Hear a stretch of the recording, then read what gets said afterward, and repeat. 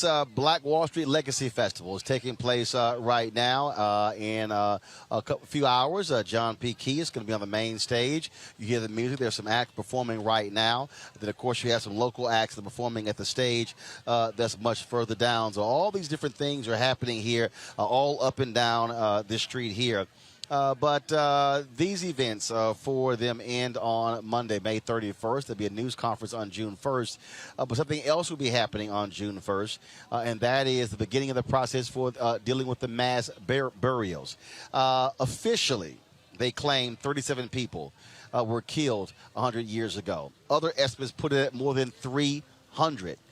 Scientists believe that they have uncovered mass graves of African Americans who were simply dumped by these white domestic terrorists 100 years ago. Kevin Ross is actually working with the group that will be doing the analysis of that. He joins us right now. How's it going? Doing well. How about yourself? Doing Welcome great. to Tulsa. I appreciate it. So first of all, tell folks your family history as it relates to this Tulsa Massacre, this commission, this cultural center. So go right ahead. Okay. Like I said, my name is Kevin Ross. My father is State Representative Don Ross, who not only created the Greenville Cultural Center, but he authored the bill that led to the creation of the State Commission to study the Tulsa race riot of 1921. Now, his grandfather, Isaac Evitt, owned the Zulu Lounge. That overpass that severed our community is where the footprints of that business. He was not able to repair, rebuild, reopen.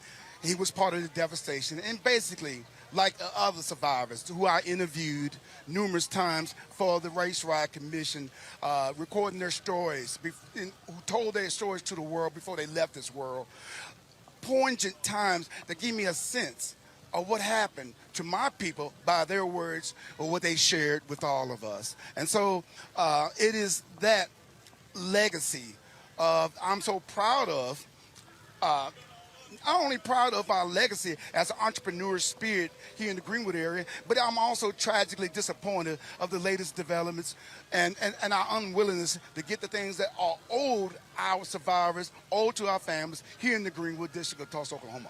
Tell us about the mass graves and what's going to be happening on June 1st. Yes. I am the chairman of the Mass Graves Investigation, and on June 1st, and we picked a day specifically, to go back in that grave where we had sat down, dug into the earth, 8 feet into the ground, and we found these tombs, those coffins, side by side, stacked like you see in a case of dominoes. And I had to make it very sure that, are we sure these are the ones? And said, not only do we know that these are the ones, we believe that underneath that set that we can see with our eyes, if we go further, there yet might be more underneath that set. And so June 1st, we're going to get them. How did y'all arrive at that? How long did that take? What was the process? Because 20 years ago, this was supposed to take place. Right. My understanding, the then mayor of Tulsa stopped it. And others stopped it because they did not want the truth to come out. Basically, that was it, because here we're, just like today, we got the world media was all around us at that particular day. And Tulsa really wasn't ready. Even in the Race Riot Commission, those members were infighting. Then you had the Republican-led legislature that really didn't want it to happen anyway. And so at the last minute, somebody called and said, oh, I think my loved one is buried. That's the excuse that they gave. And then everybody else is blaming all kinds of things, the reason why they stopped at the last minute. And so at that time, the legislature said, look, we're going to come back and deal with the mass graves and deal with that at a later date. We got to finish the final report. But they did not. They basically lied. And so that disbanded the commission that was established, who had the authority to go in there and bring them out of the ground at that time. And everybody forgot about it. But I did. I kept on doing my own investigation, and that's where we are here today. And so on June 1st, that begins, who are you working with? Yes. How many folks are going to be involved? Yes. And how long do you plan on going? I'm going to be there every day, starting 7 o'clock in the morning. We also have members of our Oversight Committee made up of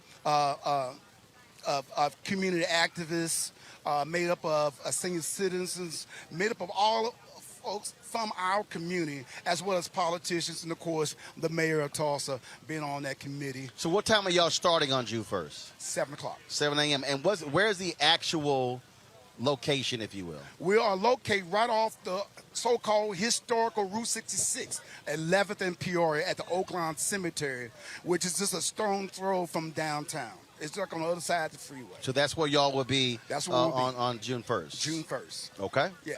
All right, then. It's time for us to make some new history. All right.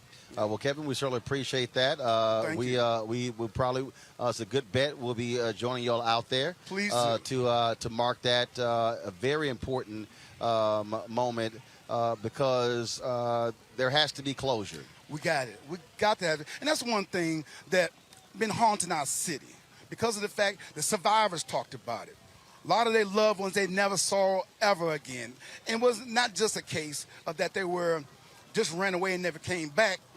There was too many stories of bodies being tossed, not just in Oaklawn, but several spots around the city. And then we had, once we start talking about open up the investigation, white folks come telling the story what they heard from their great-great-parents and telling that story that they've been keeping quiet because we're dealing with a situation called the conspiracy of silence. The white folks didn't want to talk about it because it made the city look bad. Black folks didn't want to talk about it because same people who committed these atrocities were still around and was threatening another riot. So everything just came hush-hush and it kept quiet. And so a lot of that stuff that happened to my great-grandfather and my great-grandmother, it was dormant. We would ask my great-grandmother, what happened to our land? She would get mad and frustrated and shut down and be stuck with anger. And when I started finding more things about the truth of my family's role, I too became angry. We need closure. Until you do right by us, everything you do is going to crumble. We in a color purple moment. All right. Kevin, we appreciate it. All right. Thanks a lot. All the best. All right. Thank you very much. Mustafa, I want to start with you. The point that Kevin just made about closure is an important one. And when you talk about these mass graves, these stories have been passed down from generations, and they do believe that they have found anomalies under the ground that they believe are indeed mass graves that are unexplainable. But the only way to find out is to start digging. Yeah, I've been giving some thought to this. Usually when we're talking about mass graves, we're talking about war crimes. And actually, if you look at the pictures of the Greenwood community after the bombings, it actually looks like a war zone, like bombs like you would see in those different types of locations. So there has to be this deep analysis and this investigation.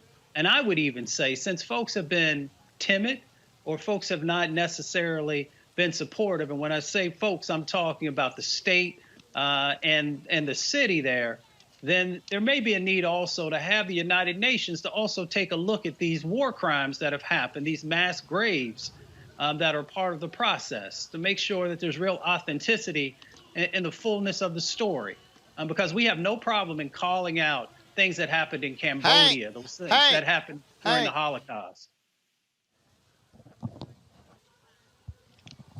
Sorry about that. A couple of folks walked by. See when this stuff happens, you grab folks, they walking by. I want to get Brittany's comment on that. We're going to prepare. We need to get our handheld microphone, and I want to interview a couple of people from Selma, of course, who have been involved in the Bloody Sunday event. So I want to talk to them in just 1 second. Brittany, go ahead. Yeah, I mean, Mustafa, you put it so excellently. It's quite frankly, I just don't think we're ever going to have closure until reparations are given, until the story is a national headline everywhere. It's taught in schools and given the necessary respect. And it is a war site as far as I'm concerned. It's a war on our community that continues to happen. And it's interesting how everything is really coming full circle, because not only are we really trying to emphasize, the story of 1921, but in 2021, we're still emphasizing that story, but by finding the people who have died here and allowing them to have the proper recognition and burials that they deserve, and allowing their families and their descendants to have closure in that way. Michael, your comment. Yeah, brother. I've been following these graves for a few years now, and hopefully this is it. Hopefully they can dig up these, find these remains, and also, there were probably at the bottom of the river, their bodies there too, because there were reports of seeing black bodies being dumped into the river as well. And then you had African Americans who fled Tulsa, who were wounded, who go into surrounding cities and die there as well, brother. So this continues, but I'm with Kevin. Until you do right by us, everything you do is gonna crumble. Everything we need to call on all the Orishas, all the ancestors. Till you do right by us, nothing you do is gonna succeed. Folks, back to our Roland Mark Unfiltered video in just one moment. Racial injustice is a scourge on this nation, and the Black community has felt it for generations.